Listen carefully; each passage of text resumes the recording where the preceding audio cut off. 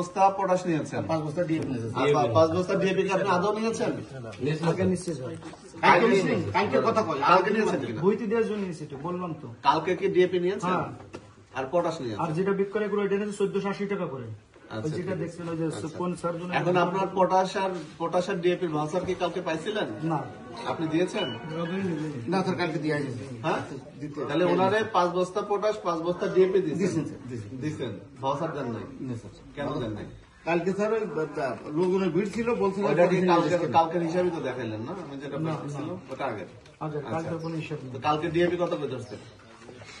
সত্যি কথা কই, কালকে যেটা 30 মাঠে নিছে, আমার ভাই এসে নিছে 1050 করে নিছে। তারপরে আর আর যেটা বিক্রি করছে সেইটা হচ্ছে 1480 টাকা করে। সেটা কবে নিয়েছিলেন?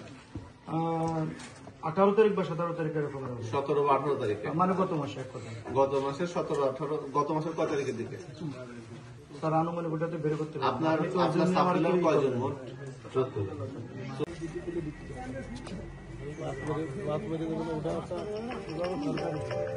জাতীয় ভোক্তা অধিকার সংরক্ষণ অধিদপ্তর কর্তৃক আজকে আমরা মাগুরা জেলার মোহাম্মদপুর উপজেলাতে অভিযান পরিচালনা করি।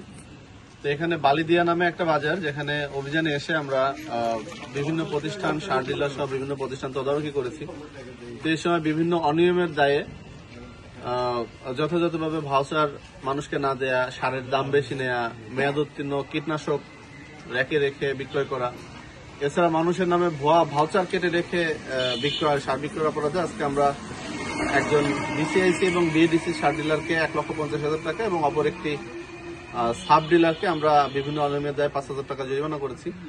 তো এই সমস্ত অনিয়মের বিরুদ্ধে দ্রব্যমূল্য নিয়ন্ত্রণে আমাদের অভিযান চলমান থাকবে।